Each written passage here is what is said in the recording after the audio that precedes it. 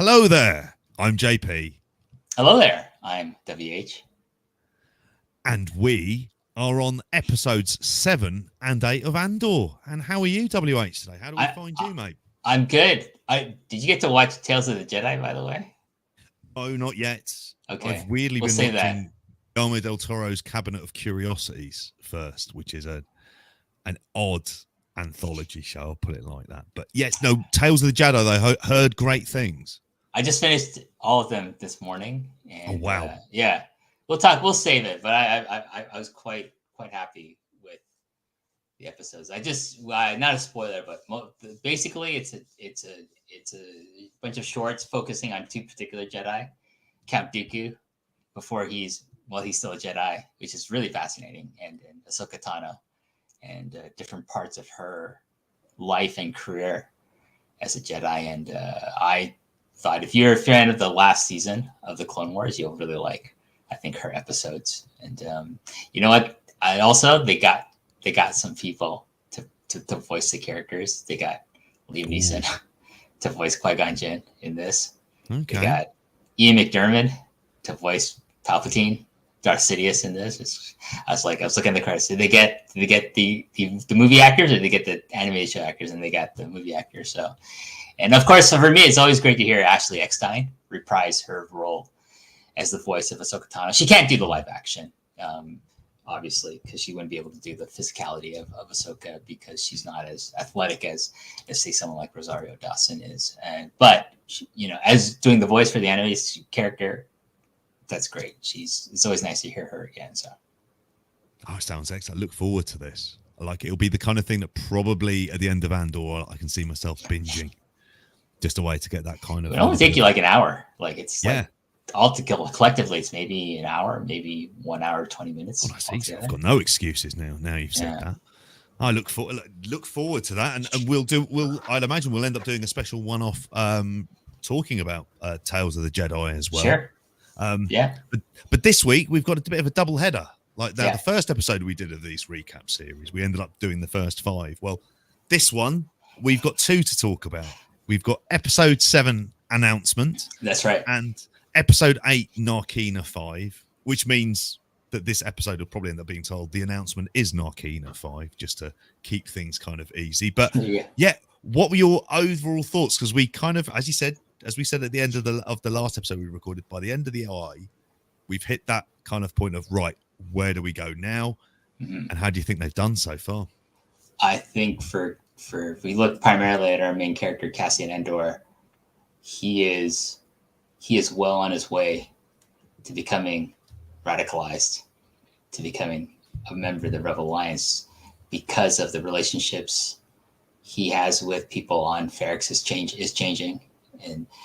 And basically, he's seeing the results of what his actions, like in the heist of Aldhani, the repercussions like throughout the galaxy. Basically, he's a victim of his own actions in a lot of ways, right? Like at the end of announcement, which we'll talk about, but he sees the effects it's had on Ferrix with the Imperial occupation, and also because of his escape from Ferrix has brought the Empire to Ferrix and replaced the corporate police forces there. Now it's the Empire there, and he sees the kind of like the shift in Marva in her character, because now she's so wants to be part of the rebellion. She's inspired by what happened on Aldhani, and you have to think that at some point something's gonna happen to her that's gonna make him want to join up with. Because what I also liked about announcement was the flashbacks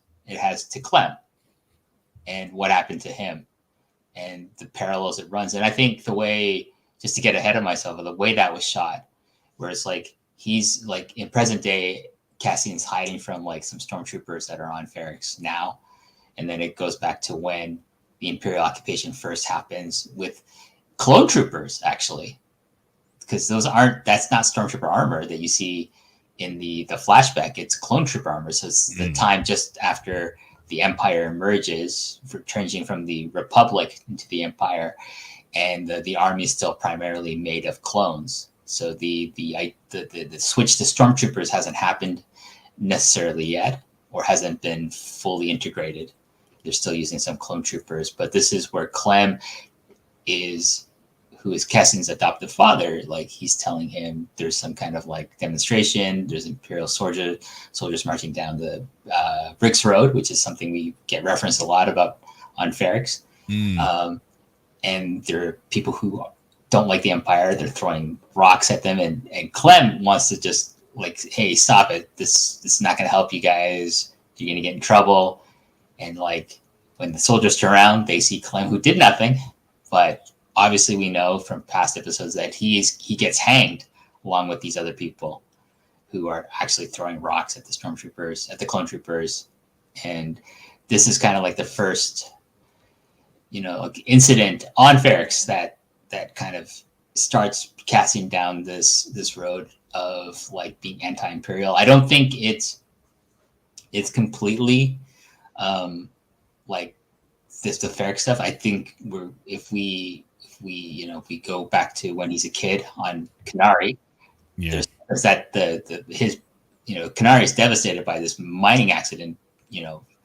There's a reference to an Imperial mining accident on Kenari, devastated the planet. So like must have killed all the adults and probably ended up killing all the Lord of the Flies kid compatriots that he had before he got kidnapped by Marva and Clem to go to Ferrix with them as a kid.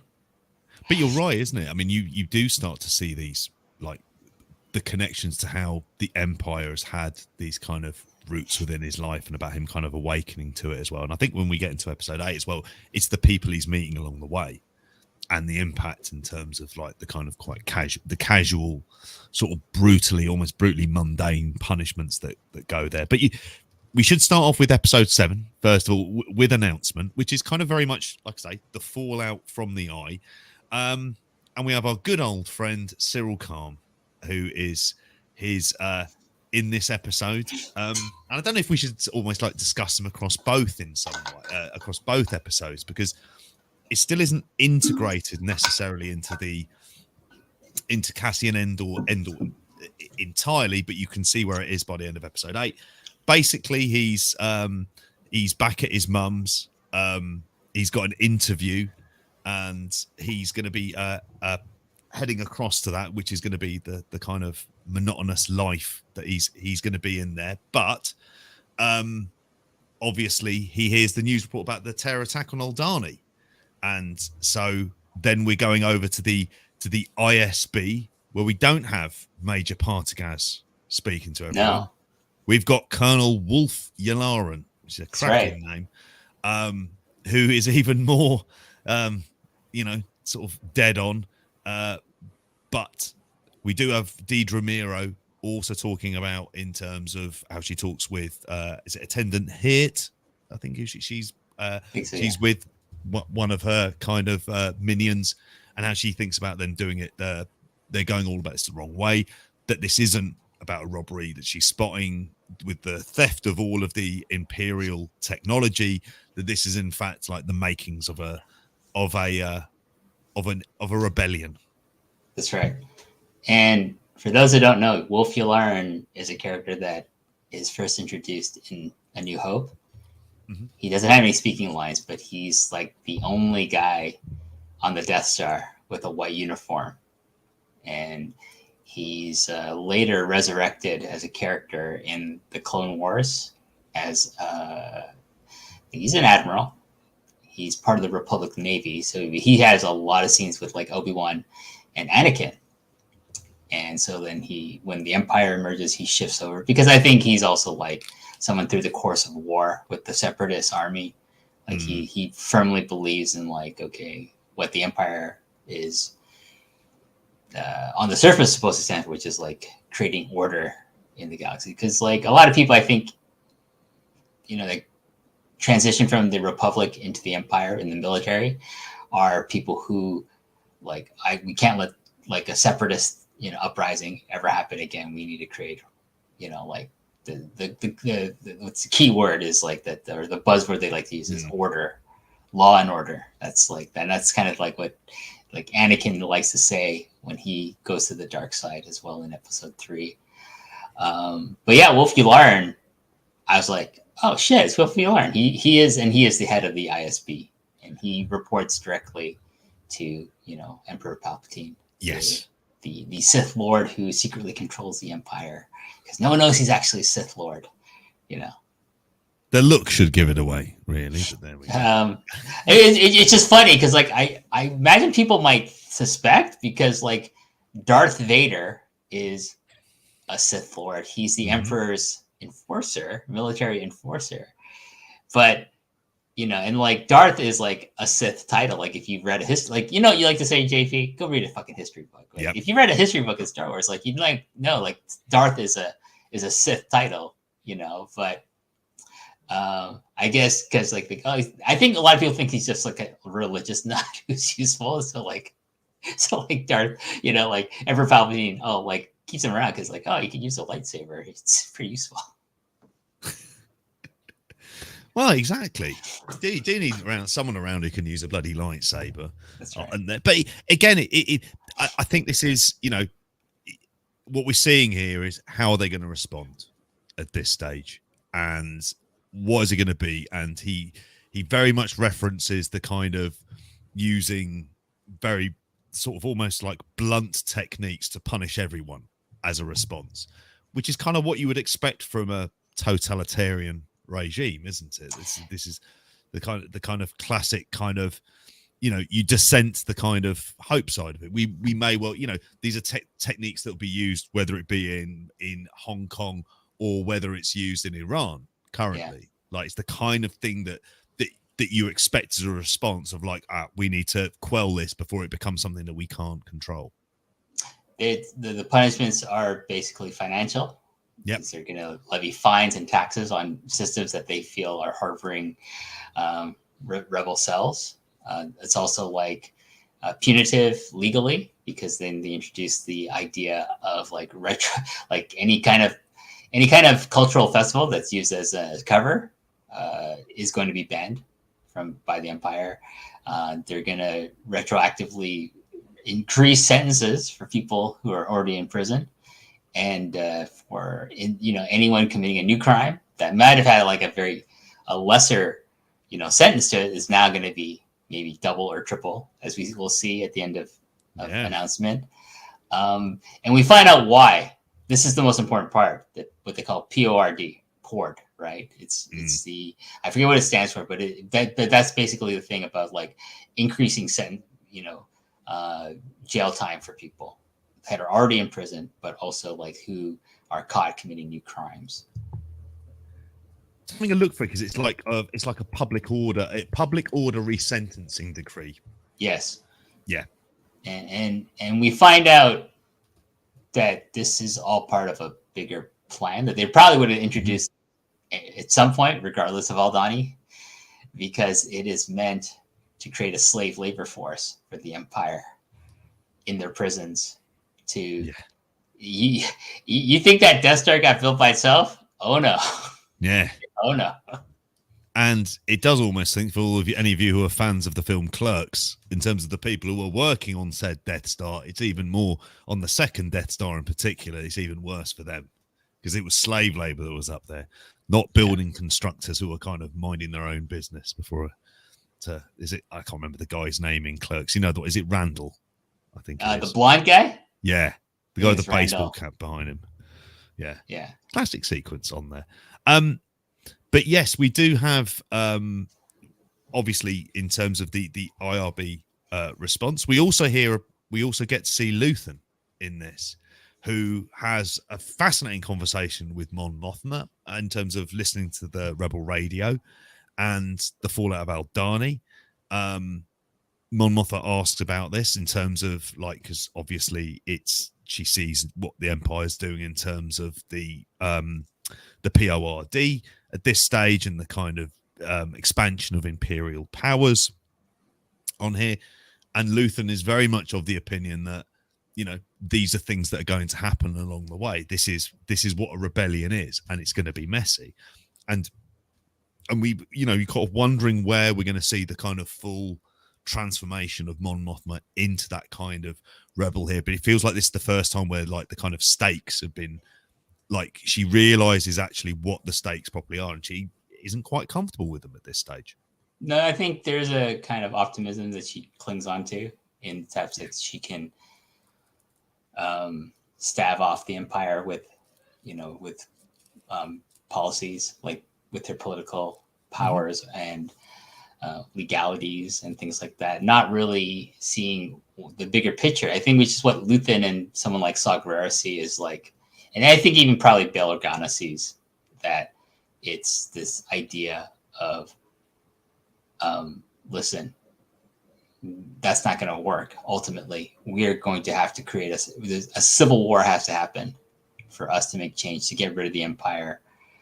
Like, your idea, as admirable as it is not realistic. And this is actually, like, I actually was just finished listening to the audiobook for Rogue One, for the novelization of Rogue One. And there's a lot of this, like things that we don't get to see in the movies, like people's thoughts about Mon Mothma, like the head of Rebel Intelligence, General Draven.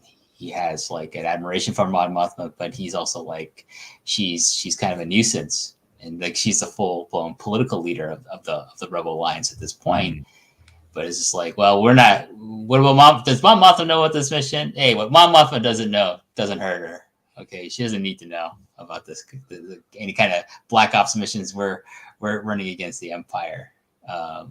But it's a nice contrast, and I think you see the two viewpoints represented in Mon Mothma and in Luthen Rael. Like, he has a great line. He's like, "This is what it takes. You knew going into this. I told you." Like, I think he's very upfront with her, but she didn't want to maybe necessarily understand like the length to which he will go to provoke a response from the Empire, because he knows like people won't stand up and fight them if it's just like subtle and gradual oppression. If the Empire starts squeezing, that's an imagery we hear a lot about, and this comes from like, Princess Leia's line to Tarkin on the Death Star is like, she says, the more you tighten your grip, the more star systems will flip through them. That's what they want. They want the Empire to tighten their grip, because that's when people are going to really start feeling the choking and the suffering of being under the yoke of the Empire. And so, yeah, this is coming to the plan that Luthen wants, but not what Mon Mothma wants. But it's almost like, and it's interesting because it works. This ties in so well with the conversation she has with the dinner party she's doing at home, which is very much dinner party central in Coruscant, I have to say. Yeah. If you're a Politico, you have to have ended up at a Mon Mothma party, otherwise you just needn't have bothered. But it's almost like it goes the other way, where she's having a conversation with her old childhood friend, Tay Colmer, who's a banker, and he talks about his views being kind of radical, and then it's like, well, actually, like, she talks about herself, like you mentioned earlier on, about her being a nuisance and how she's going to set up another charitable foundation in order to be a nuisance, even though she's being closely watched, and that is the money, her family money, that's going to be kind of filtered out in order for her to be able to kind of fund aspects of the rebellion, which, considering they've got 100 million credits, I think, which we'll come into at the end of episode 8.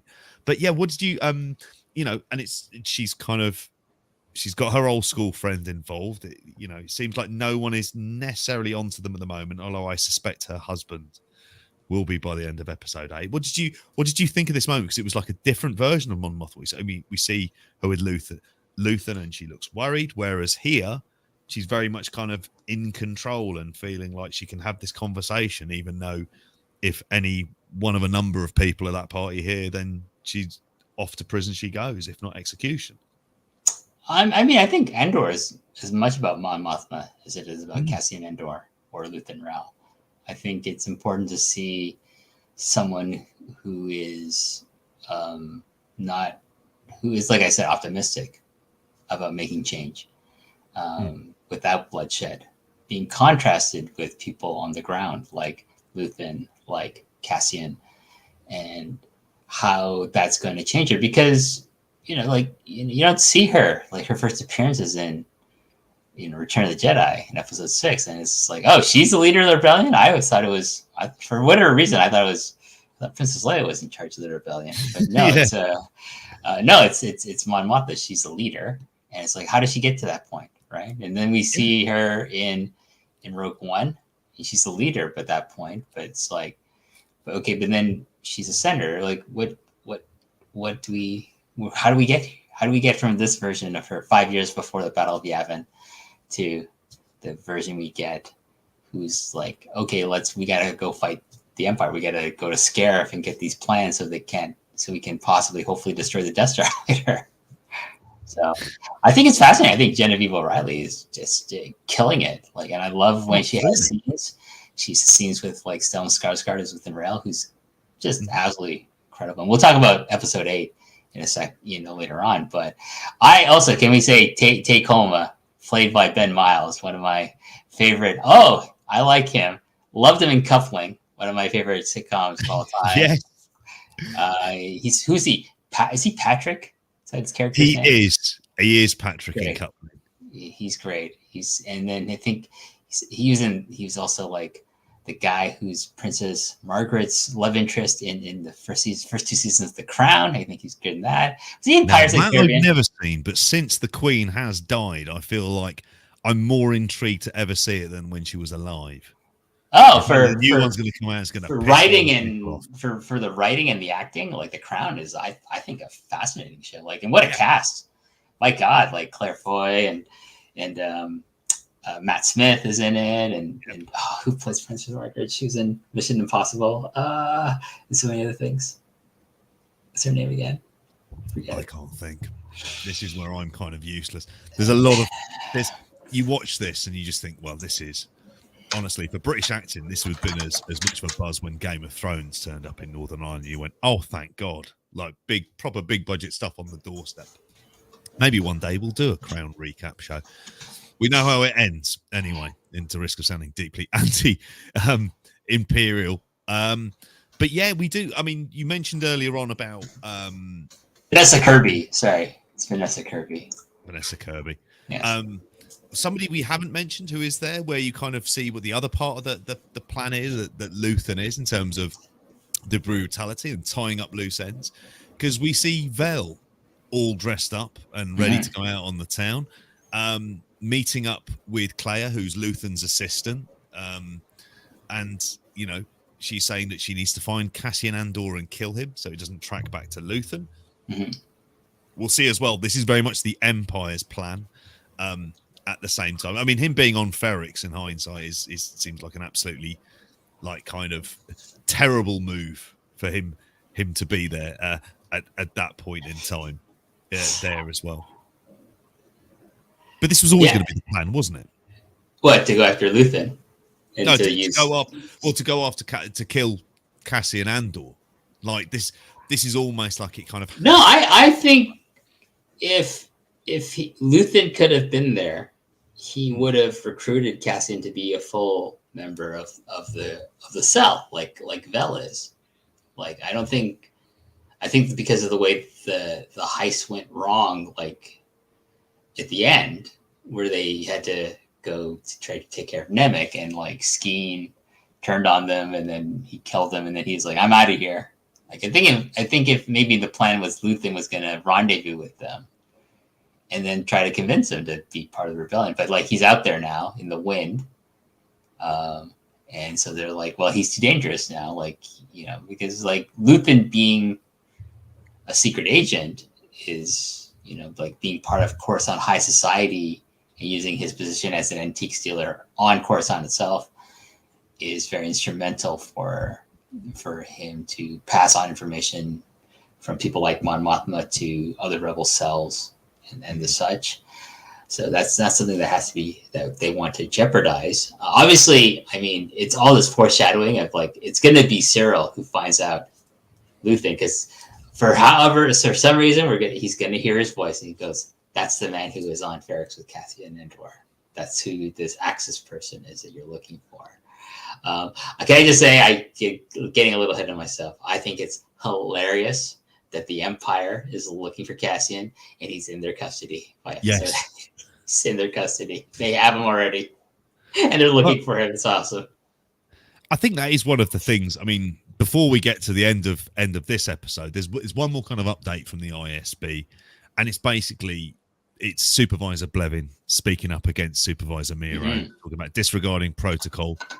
Miro, like, sticking to her guns here, doesn't deny this, and this is the thing that Partagaz loves: the idea of being able to use the new legislation that's come in, to be able to use that in order to kind of do these kind of sweeps, and if you can kind of, I think it's great acting as well in terms of Blevin breaking during this episode. Like, you can kind of, like, you see the way that Miro has completely replaced him in the mind of Partagaz as well.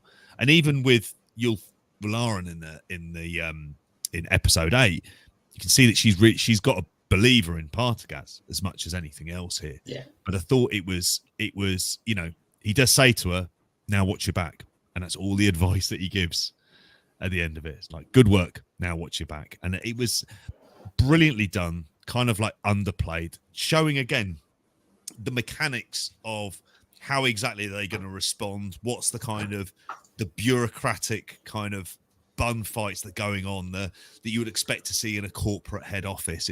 It's beautifully done. I mean, this show will, the one thing you would really hope for it in terms of giving life to a Star Wars galaxy that you're not really ever allowed to kind of see into. So much of that in these 2 episodes. Oh, I mean, just to go back to the meeting between Clea and Vel, I just loved Clea walking, just taking the tram to different part of the level of Coruscant, and she's just walking around Coruscant. I just love seeing this version of Coruscant. You know, that's less glitzy as what we saw in the prequel movies, and we're kind of getting to the kind of not the full-on lower levels of like Coruscant that you see in like Clone Wars, where it's all where all the criminals are, but like kind of that mid-level where like kind of the, you know, the middle class live, which isn't that great. Like, you want to be higher up on Coruscant if you're rich. That's, you know, it's a nice metaphor for like the status of people in the galaxy, but particularly on Coruscant. But like the whole thing with the ISB where Blevin challenges Deidre, you know, about this idea of like, you broke protocol, but let's look at the results I got. I can, like, she makes a point. I can prove with unfiltered data like that there's a connection to everything. This is how the rebels work. And she has the best line. The best report is like, you think the rebels care about the imaginary lines we draw across the map of the galaxy? They don't work by our rules or our protocols. And so like, if we just follow our own bureaucracy, we're never going to stop the rebels. And so, and then Partagaz completely sees this as being the correct way to do things. So he says, yeah, okay, that's, you know, like I think she's someone that he has a lot of faith in, but he knows, like, because of the kind of whatever the gender dynamics that exist within the Empire, especially like in something like the ISB, that like, okay, she has to be more careful than others and maybe even a bit more ruthless than other people. That's why I like the line that he says, good job, watch your back. Because he knows Blevins especially is going to try to come after her again. Yeah. So. And she knew full well when she asks, you know, the way he finds out, because she asks like kind of a lowly tech to not tell anyone. So you know the way it's going to filter its way back in. So she was kind of aware that at some stage, and so it's then planning the response for it. So there's the kind of political machinations that you see at work here as well. The ending of the episode is on the tropical planet of Niamos, or what might be Star Wars' version of Cancun / Ibiza, because it has that kind of like spring break Club Med style kind of holiday vibe to it, playing the Niamos theme I've seen on here, which we hear in the original in the brothel in the first epised of Andor as well here. And he's under the alias of Cassian's under the alias of Keith Gergen. He's shacked up with someone, don't know who it is asking him to get a few bits and bobs. He's hiding whatever of his credits away above his shower, which doesn't seem like a good place. No. And this is where you talk about the kind of the irony of the whole situation. His actions has caused this enormous overreaction from the Empire, which he then falls prey to because he's going out for a walk to the shops. Some thieves are being chased. Because he's walking, he should have just sat down. Like at that moment in time, as soon as people run, just sit down, not move. Because he's walking, he starts being kind of harassed by a shore trooper. Yeah. At this stage, and effectively, he ends up being charged with what is it, like public disorder, like kind of running away from Imperial guards. Ends up in court. First of all, he ends up being pinned to the wall by, and I can't remember the name from Rogue One. K2SO. So K2SO. it's like they're, I think the series is called the KD series. So Okay. They're security droids. They're Imperial security droids used for, police work basically, or security work. They're not very smart. No. Well, I mean, in fairness, the one they end up with in Rogue One as well does a hell of a job. So at some point, he manages to kind of reroute one of them, but he ends up in court. It's a sham court, if ever there was one. There really isn't any defense because if you try, it reminds me of like what my imagination is of like, or like the kind of what I imagine when I read Charles Dickens' Tale of Two Cities about the French Revolution. Yeah. These kangaroo courts that they had. This is very similar. It's like a kangaroo court. It's like, whatever. Okay. It's like they use an old credit card machine too. That must be that prop. And it's like 6 years before, 3 months. Now 6 years. What? 6 years? Yeah. It feels like Russia. It just feels like this idea that like someone like Alexei Navalny can end up in a like kind of gulag somewhere for like for 10 years, the same way that Pussy Riot would have for simple public order. But the irony here being, of course, that, if we're going by the standards, he's got off lightly for what he's done to the Empire. Oh, yeah. But yeah, 6 years. 6 years. And then, yeah, that's my cry. I remember thinking, I was like, shit. Like, that's not going to go. And it doesn't seem like it's the kind of thing where you get parole or time off for good behavior. That's not going to happen. Plea bargaining is very much not a part of this. But that then leads us really nicely into episode 8, which is called Narkina 5. That's right. Because it's set up, is it a prison planet? Yeah. That's there, and a phenomenal image of these kind of, I don't know really what you would describe them, just these kind of, what you imagine a complete behemoth beast style buildings, which have the, that are sucking in the water, probably in order to power it. It's a vertical design. I think it's a vertical design structure that is a great prison, because you can't really escape unless you get to the surface, which I'm sure is controlled very heavily, and it has a lot of armed guards between you and the exit to get to the surface. But then again, if you get to the surface, where are you going to go? It's surrounded by water. I was going to say, it's not even like Face Off, where you might even try and bullshit your way around it. Yeah. But that obviously finds out he's on an oil rig, doesn't he? But this is kind of, it reminds me of like the prison they use in the Marvel Universe. Yes. The raft, right? It's kind of like a similar concept idea. But this is also, like, I think it's kind of funny because like he gets captured and caught on a beach planet, essentially, like, Ibiza, the Empire, the Star Wars Galaxy's Ibiza. Where's that? Where did you end up going? Is that where you went to? I never went there. My girlfriend went to Ibiza back in the day. I was in Gran Canaria. You see things, mate, you can't unsee. It was a lot more relaxed, like the day after. Resort.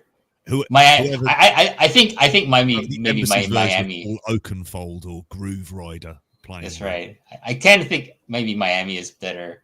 Yeah. Parallel, because like or somewhere in Florida. Yeah, Florida. I just think it just seems like there's a lot of old people on this planet. So I think a lot of old people tend to go to Florida. Republican governors, so you're probably expecting to get the firm hand of the law as well at some point. Yeah, and it's a bunch of asshole cops in the shore troopers, so a lot of wrestlers there as well. Something also to be probably, tax breaks, probably, yeah. But we have. Sorry. No, but then we get to we find out. Okay, we go from sentencing straight to prison. And it's like, I think it's kind of interesting. Where are you from? What planet you're from? He gives them a fake planet, and then he's like, well, "You're going to Narkina 5. You're going to a different prison planet. You're going to a different, prison facility somewhere else on a different planet." I bet you these are all planets that are like, deep in the frozen tundras or underwater, or like in the middle of a desert or something like that. Because I would assume that they're like, you know what, we got to make sure, even if they get to the top or to get to the exits, they're not going anywhere. Yeah, like you might as well just stay in the prison, because like going outside of it is probably means death. So, well, even going on the floors can mean death. Oh God, as well for this. But we have, as we see him arrive, and Cassian's very much thinking, "What the hell did I do wrong here?" Because it's gone horribly south. We cut back to Cyril being taken out of his vital work to be picked up by Deidre, and under interrogation, she starts asking, why has he filed all of these reports looking for Cassian Andor, and obviously, he's mentioning here the whole time about how he's not even kind of hiding it, but he wants to clear his name and what he did, and about him being a good policeman on here. But we have the moment where he hasn't seen the official report, but she gives that over to him. May as well stick with this for the moment, which then he ends up reading, talking about how it's a sham. It doesn't include most of the important detail in here. It is one of the when she sees the relationship, about how much he wants to not kind of have this kind of mundane work, clear his name, go back to working for the Empire. He's got the same kind of passion for the Empire that she very much has. It is one of the sense that, like, it made you feel, oh, okay, is she going to take him out there because he's the only kind of lead? She mentions about Luthen, who you said earlier on, who he heard, the other guy, he had a cloak on, but doesn't know, because he had a gun to the back of his head, in fairness, but he doesn't know who that is. And like you say, that is going to tie its way in. For the moment, Cyril's being left there in his day-to-day job, and she'll say he was of service to the Empire. He wants that little bit more, but you can see that he is an asset that can be very much used by Deidre. Oh, I think she's definitely going back to get him later on. I think also, like, it's the way you parallel him getting this new job and with Cassian getting caught by the police and thrown into prison, because basically Cyril has entered a different kind of prison, the prison of like a mundane job, doing nothing, being part of a bureaucracy. And like the design basically of this Bureau of Standards, I think it's called, right? The Bureau of Standards is where he goes to work, looking specifically at fuel purity. He's just like a cubicle, and it looks like and it feels like a prison, because it's like 9 to 5, you're stuck there. Can't even play Minesweeper or Solitaire on that. No, there's nothing like that. And there's that point. I love the point where he's doing the job interview, and his supervisor says Orlando won. He's like, "Oh yeah, I can explain, but I'm going to expunge my record." He goes, "Oh, well, let's get that started right now." Yeah. We don't need to bring this up again. So like the supervisor's like, "Don't worry about it. I don't care. I just need someone to sit and feel purity, and you're good enough. So we'll just get rid of this blemish on your official Imperial record." And I think that's you see the frustration in this episode with the Empire realizing, and it's particularly Deidre, about the kind of those kind of, I don't know if it's broken windows theory necessarily, but the idea that this kind of endemic levels of low level corruption have kind of sat in, which doesn't always give them the full picture of what exactly is going on. So it's and about trying to do something about it. And in someone like Cyril is someone who hates the idea that there is this much kind of rule breaking going on, and this kind of much corruption. But it's fascinating, like, again, like the dynamics of this it's great. Is just brilliant. Before we go back to Narkina 5, in terms of the other things that happen in this episode, obviously we go back to seeing kind of Mon Mothma. She's described here in my recap notes having rich people problems on Coruscant. That really is very much the case here. She's meeting Tay again. I nearly said Tay Mello. That's my wrestling head on there. Very different from Tay Mello, much less annoying and better with numbers. And in terms of trying about the Imperial auditors or onto the banks at this point in time, but in terms of her trying to get her money out of her family accounts in here. But then you see Mon Mothma having to kind of, again, see people from the Senate as well in order to kind of express how they feel to kind of Palpatine as well. Spoiler alert, doesn't go great, I would have imagined.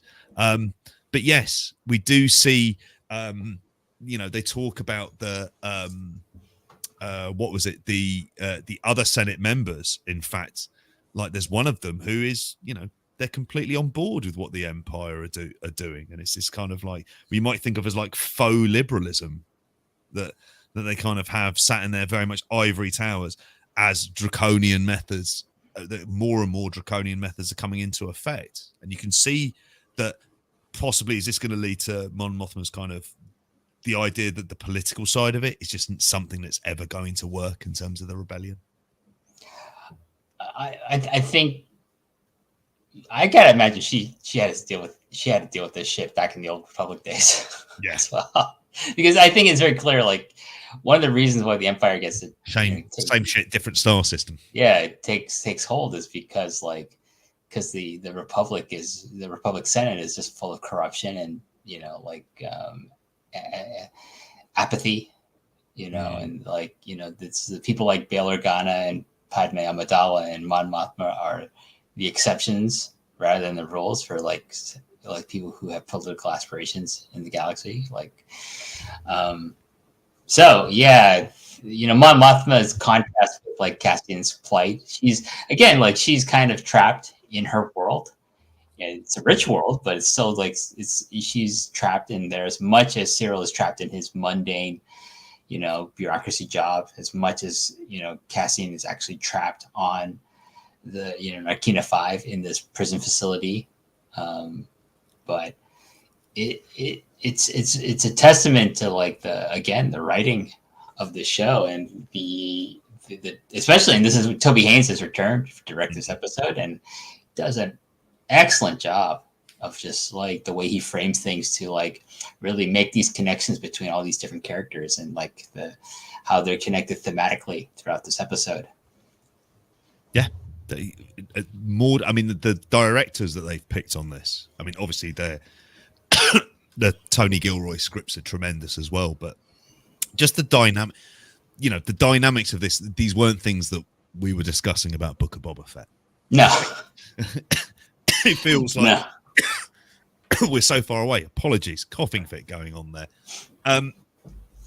Should mention about Ferrix, we have Bix, who we haven't seen for a while, visiting Marva, and obviously she is, she's been watching the stormtroopers, looking for a way to kind of act like a rebel in there. Marva has decided that Cassian's gone. She has nothing really to lose. She's not going to move anywhere in there. But she doesn't realize that she's also being watched by, we have Vel there. Yes, and Cinta, who exactly, who, they have a conversation about their relationship. It's very clear that Vel is very much more into Cinta than, for Cinta, first and foremost, she says it's the rebellion that comes first. Yeah, the struggle comes first. Love Dr. Jones, really is. No, she says the struggle comes first. We take what's left, meaning anything I have left after the rebellion is for you. Same thing for you. And then she makes a dig about Phil asks her, what kind of cover are you gonna have here? He goes, maybe I'm a rich girl running away from my family, which is a dig at her. Because Vel says that's cold, even for you. That's cold. But it's so you would imagine that's her origin story. She's she comes from a rich family who's, who's run away to join the rebellion. Trustafarians, we've seen them called over here. Right. Yeah. The idea of these very, very sort of wealthy, rich kids who have this money, but like to think that they're kind of like living very much on the edges of society. Yeah, well, I think it's real for Vel. I think something must have happened that radicalized her to join the rebellion. But it's great. Like, I think, we're going to see more of Cinta, who I think is a very fascinating character, because it's what's not said about her that makes her, I think, very, very interesting person and character to watch. And we see, like, okay, their only lead is Ferrix to find Cassian, so they're both there on Ferrix to like keep an eye on his family, but also like we then see like Bix, she Marva's sick. She hurt her leg, like trying to find, what was it, like trying to find a tunnel that leads into the hotel to let the rebels come in. Yeah, so I think this is foreshadowing something that's probably going to happen in later episodes, where I do think we probably have seen scenes in the trailers of like maybe a possible uprising happening on Ferrix against the Empire. So maybe Marva's a part of that and helps with that.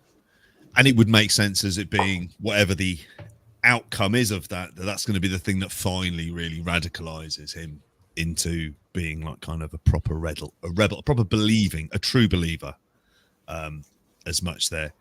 But she tries to contact Luthen with the kind of Morse code thing, which is a real bad idea, because she obviously does not think that the Empire is going to be monitoring any and all transmissions from the planet Ferrix, which they are, of course. Yep. And this kind of bites not just her in the assets at the first, but her friend, what's his name? Paz or something like that. He's the curly-haired guy that houses the communication device for Luthen. Yeah. And wisely, Clea is the one who picks up the call. It's like, we have to shut this signal down. Yeah. Because this is dangerous to keep in contact with these people on Ferrix. So, and then Luthen agrees. And which they have to do. I mean, like, it's brutal, but that's the thing that they have to do at this point in time. And it's just the realization. I mean, it as horrible as you need people like Clea there to kind of be able to kind of shut things down and kind of look at it with a cool, detached way, because otherwise, how in the hell is the rebellion gonna work on here? But what we end up seeing is the kind of the result of that, which is the father being kind of dragged off heavily by, and then the son as well. By which point, Bix is recognized there. She is chased and strapped to a chair but Deidre does an interesting technique of making it look like that Bix has seen the other guy being beaten up, but of him being tortured, and then thinking exactly the same thing's going to happen to her as well, being brought in. We'll get onto the prison stuff in a second, I promise. But it was interesting. We're seeing Bix kind of come back in at this stage. I mean, we're assuming that she's going to be tortured. So what is she going to end up giving up at that stage? Is this where we're going to get, towards Luthen? Sorry, I'm just trying to think the name of this character as you're talking there. Sorry.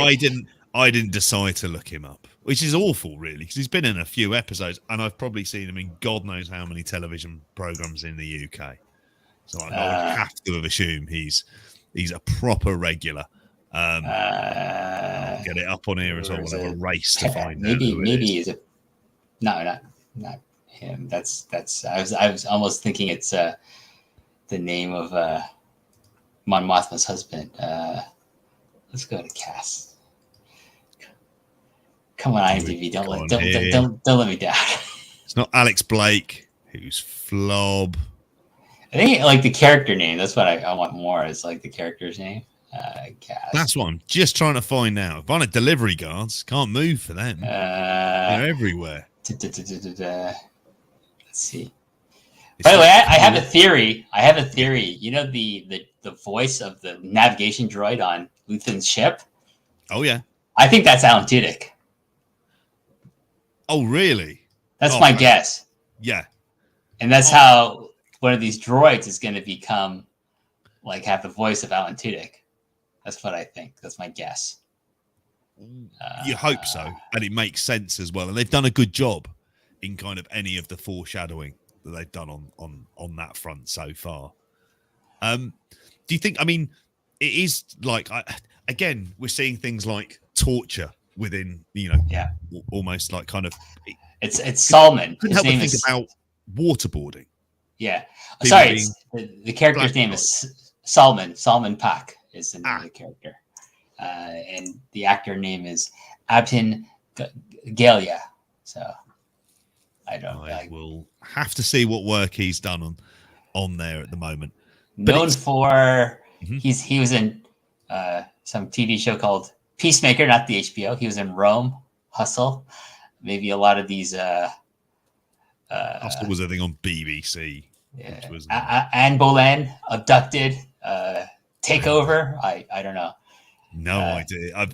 Anne Boleyn would be like the kind of thing. Henry VIII's second wife. Spoiler alert: she gets her head cut off. Not the only one. That's the suffer with that, dear Tim. Britain's most awful monarch, but for some reason, that's the thing that you can't even really talk about these days. A horrific person. It's Henry VIII. Well, like the emperor in many ways. Well, maybe Palpatine is based on Henry there. Who knows? Yeah, just with less weight. Because if there's one other thing that you take away with Henry VIII, that he was he liked his food. But yeah, we it's interesting, like you mentioned. I think with Ferrix is very much set up to have like a big uprising style moment. Is it going to be the results of that? Is the thing. I can really only see it ending in kind of heroic tragedy as much as anything, and that this being the kind of radicalizing point for Cassian. I mean, we have to assume that at the end of the series, like this particular season, that this is when he, fully joins the rebellion and becomes a rebel, and the next season is just going to be about him going on missions for the rebellion and doing terrible things in the name of the rebellion, as he alludes to in Rogue One. So, and again, before I thought I'd leave the prison stuff to the kind of very end for this one, we do have, and you mentioned him earlier on, we see Saw Gerrera. That's right. I always want to say Saw Gerrero, as if it's like kind of like a cousin of Eddie's. Part of the Guerrero wrestling family, the dynasty. Saw Gerrera, yes. Forrest Whitaker. On Segra Milo. Very much like healthier looking. He had a rough couple of years between this point and Rogue One. He still has, I think, all of his limbs. He doesn't need the breathing apparatus at this point. He's enjoying life, it seems. He's joking with Luthen. They obviously know each other. We see a great shot as Luthen parks near the partisan base, because that's the name of Saw's particular brand of or group of or division of the rebellion is the part of the partisans. He's a partisan. We see Bethnick there, the alien with two tubes, there, like guarding. Great shot of Bethnick. I was like, oh yeah, it's such a distinctive design for this alien, and it's great. Again, it's like, oh, it's the guy. It's it's Saw's second in command in Rogue One. There, awesome. And can I just say this exchange between Stellan Skarsgård and Forrest Whitaker was fucking magnetic. It was just brilliant to watch. Just the game of one-upsmanship, the idea of Luthen going in, basically saying you did the robbery, Saw. They're both. It's almost like he's trying to make out that they're both trying to work out exactly who did it, like whilst trying to make the other think that they had nothing to do with it, which in Saw's case, he really didn't. Forrest Whitaker had nothing to do with this whatsoever. Well, it's interesting that Luthen doesn't want to take credit for it. Yeah. It's the idea. It might be the idea that the rebellion's so much in their nascent stages, there isn't that trust. There hasn't been that kind of unifying point for them all to kind of come together, to be pointing in that same direction yet. And I wondered whether or not, was it as a result of torture? Is it as a result of Saw Gerrera being given up at some point? Does that lead him to the kind of physical condition that he's in? perhaps there later on. But you're right, it's phenomenon. It's, you know, there's great, you know, there's some great moments in here. We have, you know, he calls Saw Gerrera a coward during this. He refers to himself as a. Oh, he refers to himself. He says he's a coward, afraid to do it himself. Like, it's just a great philosophical debate, because it's like, you know, Luthen wants Saw to be part of a larger network, because he says, I'll give you all these parts I brought. You can have them for free. Usually I charge you money. I'll give them to you for free if you meet with this guy, Anton. Okay. And then Saw's like, I'm not working with that guy. That guy's an idiot. He's clumsy. He's an idiot. He's a separatist. Right. And if you know anything about Saw Gerrera, is like, we originally just, you know, meet him on the Clone Wars show, because he's fighting off the separatist occupation of his home planet of Onderon, and his sister dies during that, you know, that story arc. And this is like what really kind of radicalizes Saw to become more extreme, is that because he loves his sister and she died fighting the separatists. And then, you know, like, I would assume he finds out later, like, oh, basically the Separatist army was, you know, meant to help create the Empire. It's just all manipulation and stuff like that. Yeah. But he then becomes an anti-rebel, anti-imperial, like, you know, like extremist. He's basically a terrorist. We see him like in Rebels. He does a guest appearance in Rebels on a story arc involving the planet Geonosis.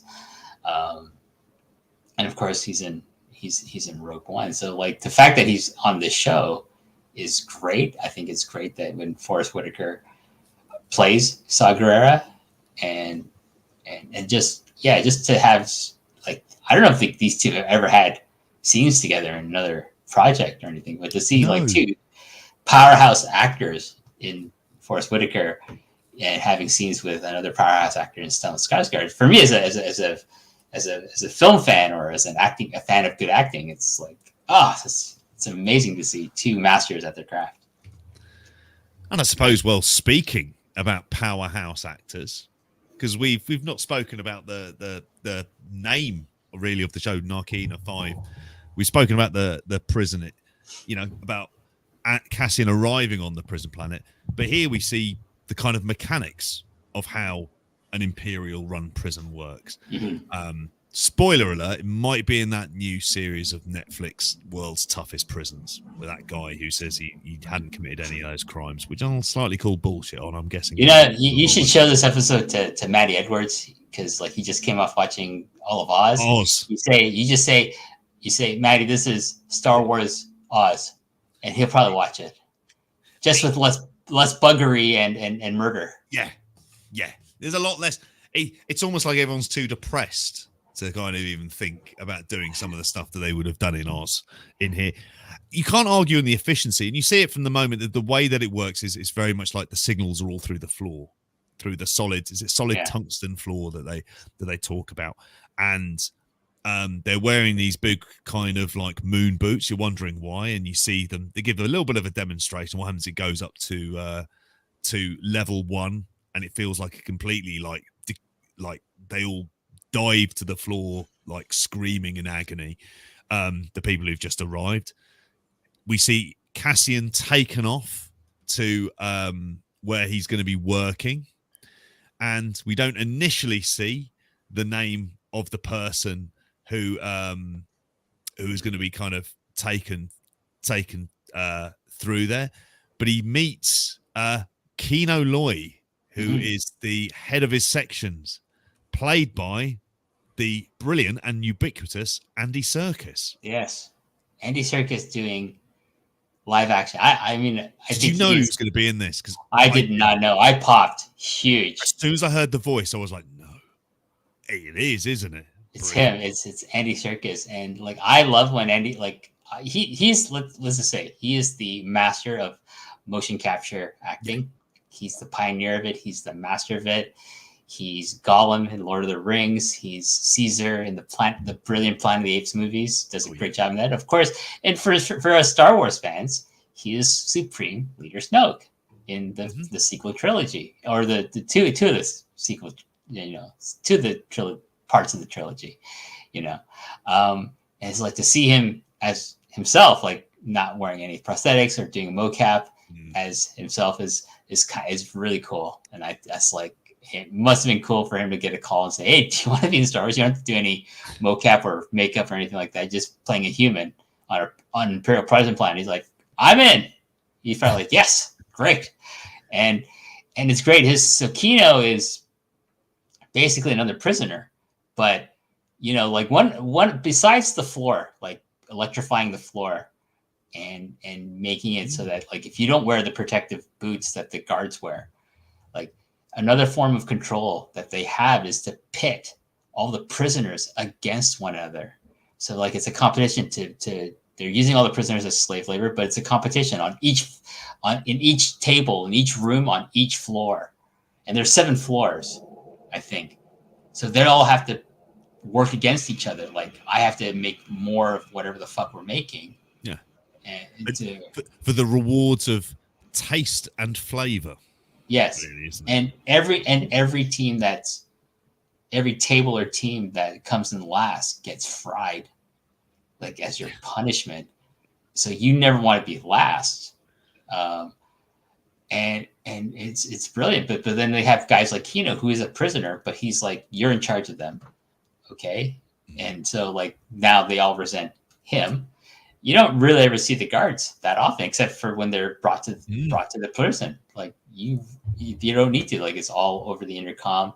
The guards are probably higher levels, and they probably can control like access, and probably like if they need to, they'll just flood the fucking place. If there's a riot, they don't have to send any to present it.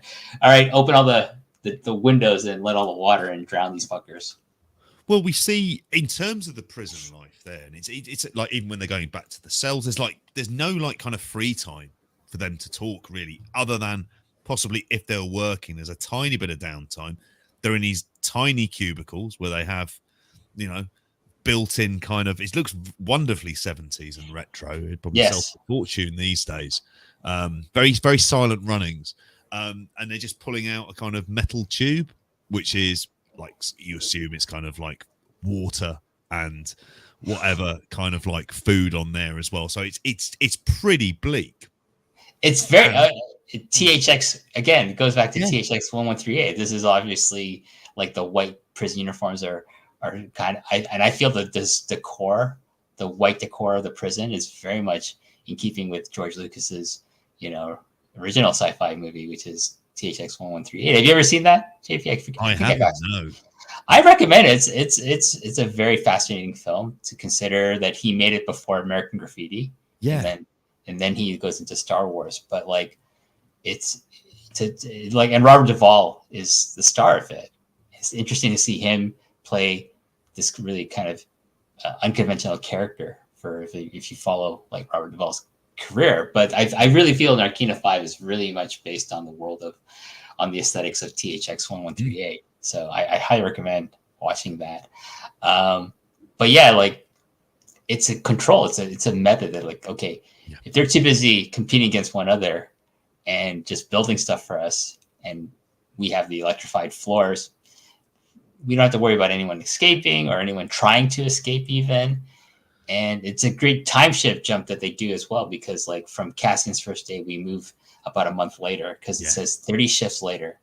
And there's this great 12-hour shifts as well. Yeah, 12-hour shifts. So he's been working there a month, and his table's now the most efficient because he's part of it. Yeah.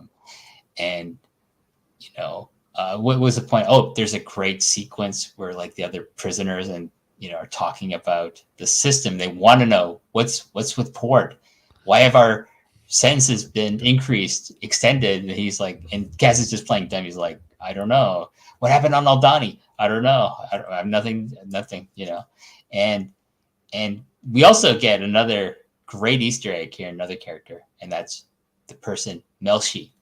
And I don't know if you know who Melshi is, JP. No. Melshi is part of Rogue One.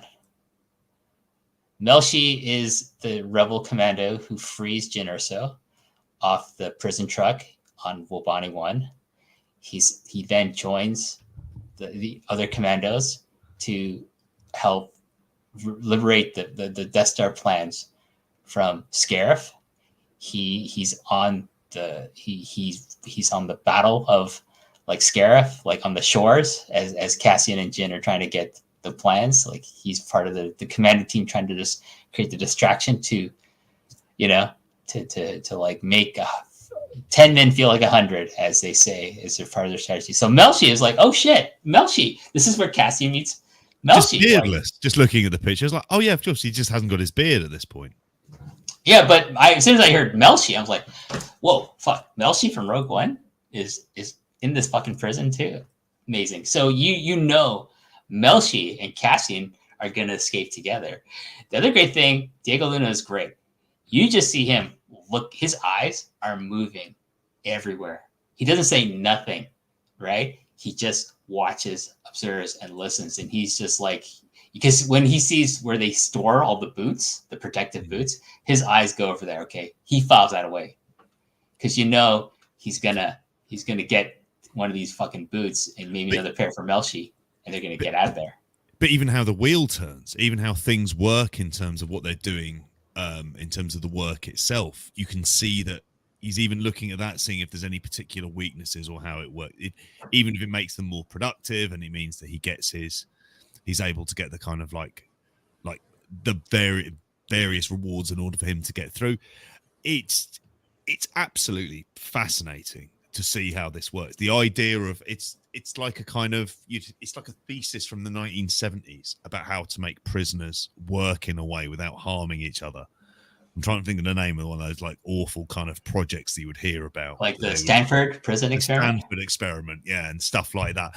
That it feels like it's a version of that, given kind of a Star Wars kick. But I think that's the brilliance of this episode, just seeing how this bureaucracy works, from kind of law enforcement to prisoners to how they treat a general public to how they administer punishment.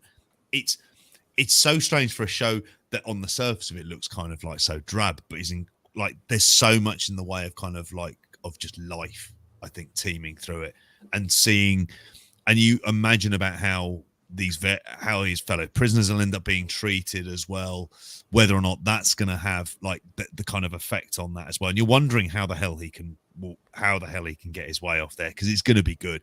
It makes the eye look like a fucking doddle, frankly, in comparison.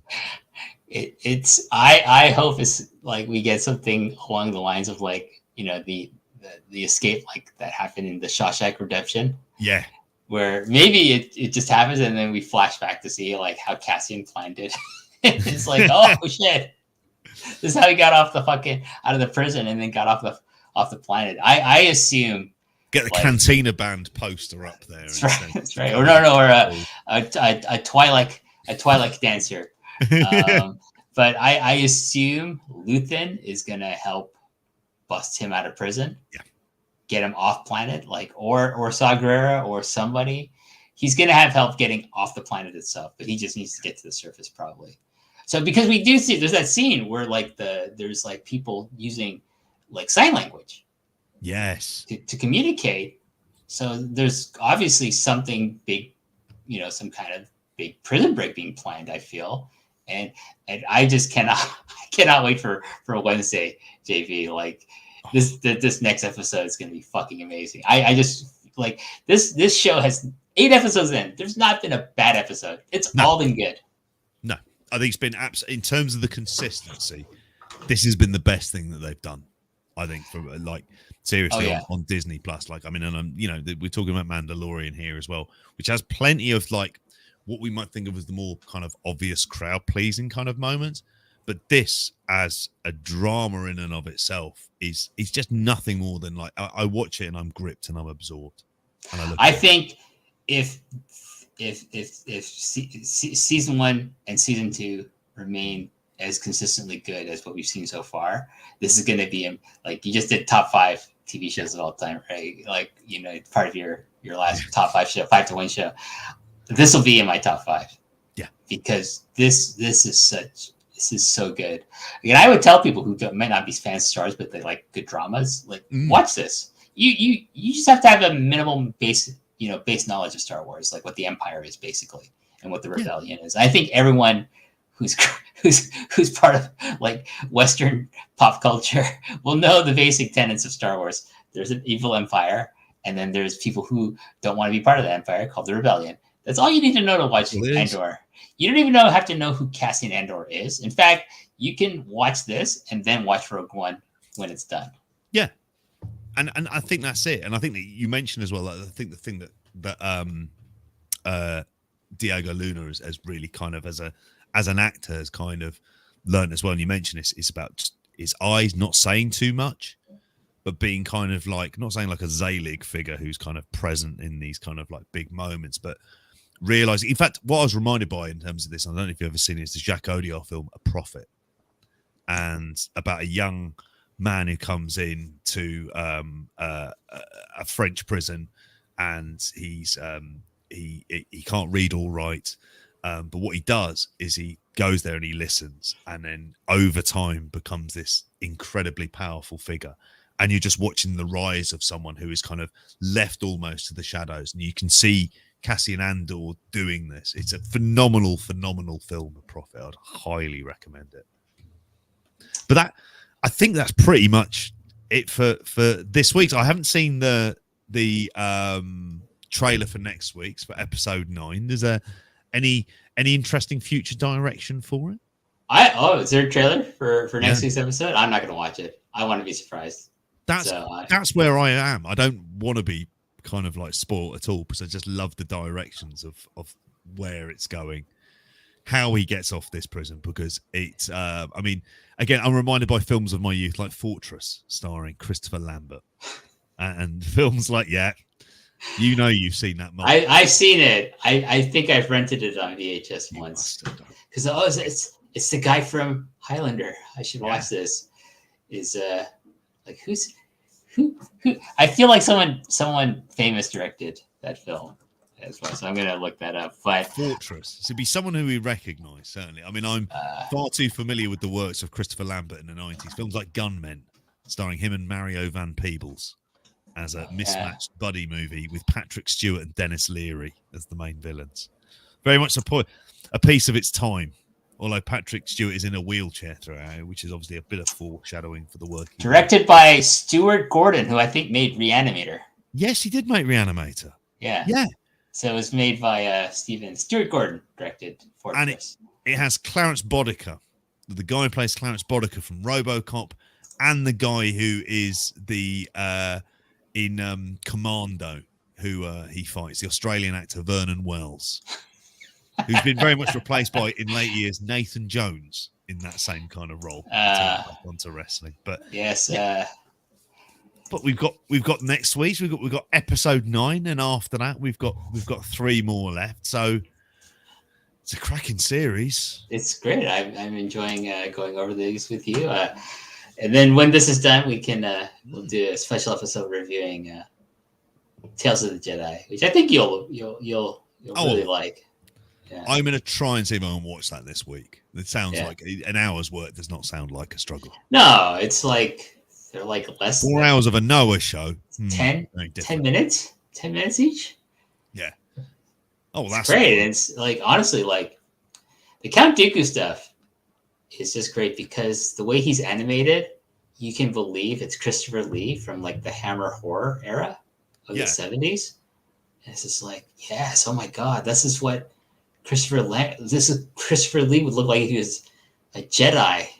And you know the cool thing about like the name Count Dooku is it's inspired by Count Dracula, right?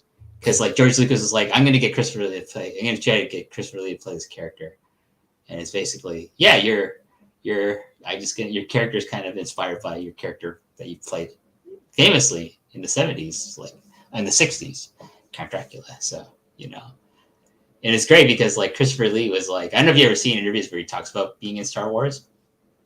He was just like,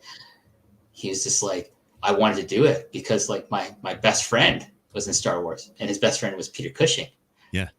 Right. So he was like, apparently when George called him, he was like, yes, what do you want me? Anything you want me. Because like, Peter Cushing was in Star Wars. He's one of the most famous characters ever in Star Wars history.